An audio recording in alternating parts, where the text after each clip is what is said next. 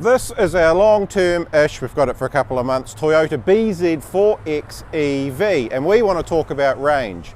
That's been a tricky subject ever since the car was launched internationally back in 2022. The claim figure is over 500 k's, but almost immediately people started complaining that the indicated range of the car was much less than that. Toyota's response? Well, we've been very cautious with indicated range, so that figure makes a huge allowance for air conditioning and there's a substantial buffer at the bottom end. In other words, when it reads 0, there's lots left. It actually updated the software last year to make the readings more realistic. Toyota New Zealand says our car has had those updates, but we're still finding it's only reading a little over 300 k's on a full charge and adding up to 80 k's if you switch the aircon off. We thought the only way to get to the bottom of it was to actually drive at 300 k's and see what happens. So we are here in Auckland City at a charger. We're taking the car right up to 100%. We're going to drive to Taupo, that's about 300 k's away, and we'll see what's left.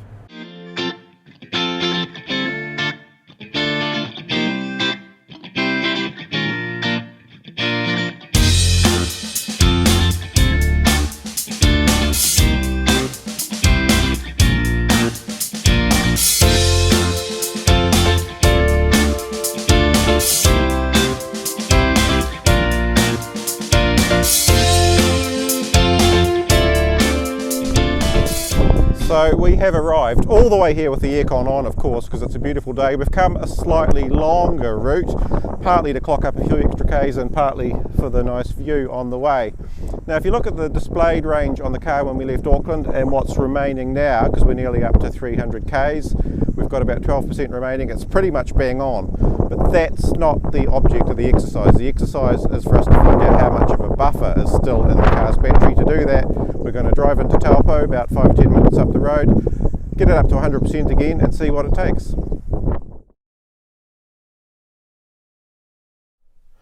What have we learnt? Well, when we finally got to the hypercharger, the car was reading bang on 10%. It's a 71 kilowatt hour battery, there's 64 kilowatt hours usable, we know those figures to be true. So theoretically, if that 10% reading was true, it should take about 58 kilowatt hours to top the battery right up to 100. It actually only took 54. It's a lot of numbers, but what it means in real terms is that there's about 6% of battery left even when it's reading 0. And if you were to drive in eco mode, if you were to drive with the climate control off, the fan off even, do all those things that you would naturally do if your EV was reading 0, there's probably enough to get you another 30-40 k's, maybe more, to the next place to charge. We're still a little baffled by the range reading generally. If this car can easily do 300 k's with plenty left, on the open road that's 110 kilometers an hour on the motorway, that's 80 to 100 on hilly, windy roads. That kind of stuff's really hard on EVs, they're way more efficient in town. This car should really be reading a lot more than 300 in city driving. However, on the plus side, we did find that the range indicator on this trip was quite dynamic. We were watching it adjust all around the speeds that we were doing, the type of road that we were on. It wasn't just ticking down in a linear fashion. So I think if you were to take the readings that you're presented with on the dashboard as gospel and just drive to that, you could really trust this car to do what it says it's going to do. Being a Toyota, being able to trust it, that seems right.